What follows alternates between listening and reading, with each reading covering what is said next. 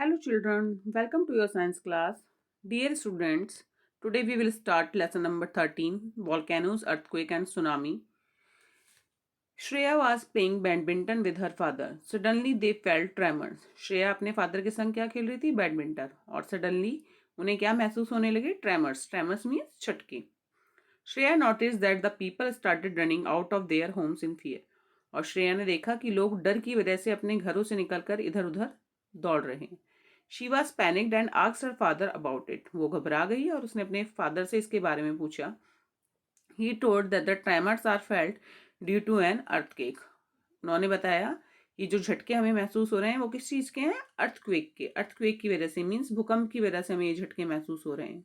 People are running because it can cause damage to their lifes and property. और लोग इधर उधर भाग रहे हैं अपनी जान को और अपने सामान को बचाने के लिए. He further added that not only earthquakes but other natural calamities like volcanic eruption, tsunami, etc. occur due to the natural force and can cause loss of life.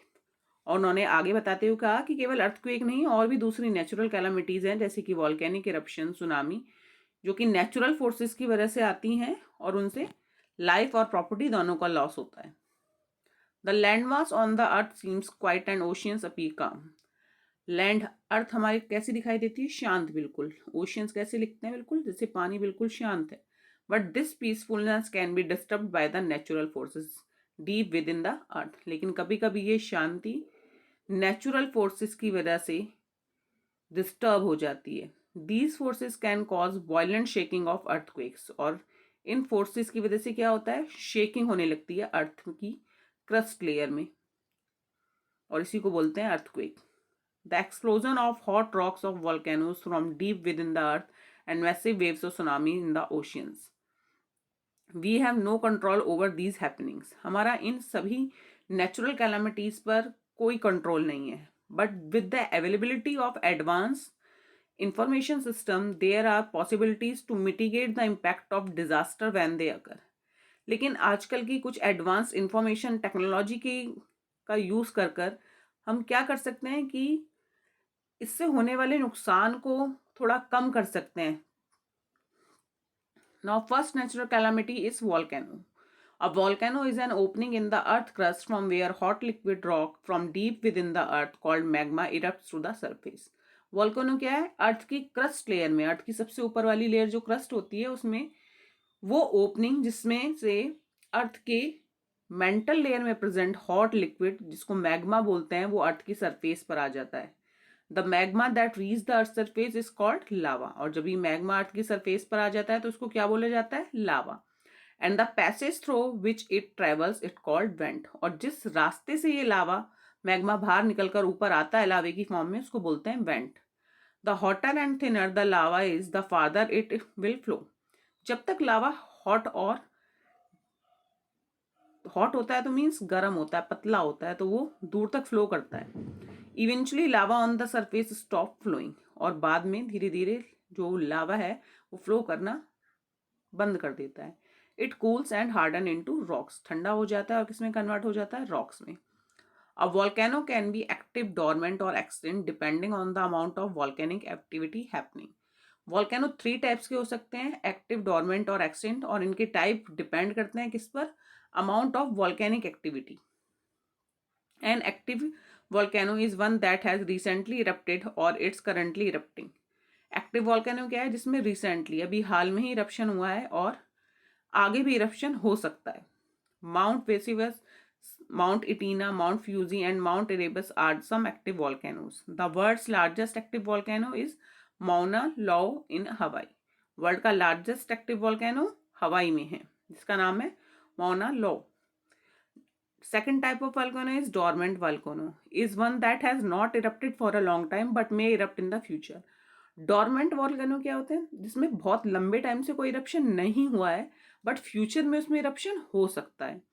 Some examples of dormant volcanoes are mount Fujiyama in Japan, Krakatoa in Indonesia and the Narcondam island of the Andaman and Nicobar.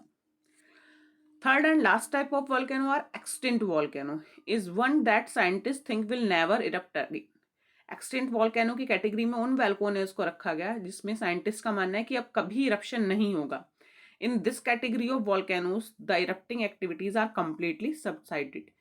इस तरीके के volcanoes में erupting activities पूरे तरीके से बंद हो चुकी हैं, खत्म हो चुकी हैं. Some examples of this category are mount Kenya and mount Kilimanjaro in Africa, Chimborazo in Ecuador, mount Egmont in New Zealand.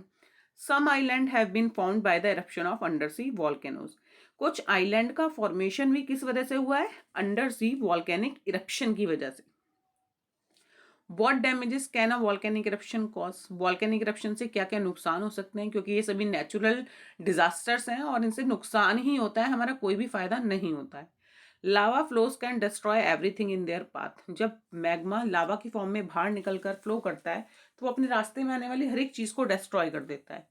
Volcanic ash can mix with water and form mud flows. Volcanic ash water के साथ mix होकर बहती है. These can move down hill side destroying anything in their way. Rivers can be blocked by erupting material causing flooding. Rivers blocked हो जाती हैं इनके materials के फ्लो से, जिसकी वजह से फ्लड आ सकती है. Roads and bridges can be washed away. सड़कें और पुल बह जाते हैं. विलेजेस एंड टाउन कैन बरी.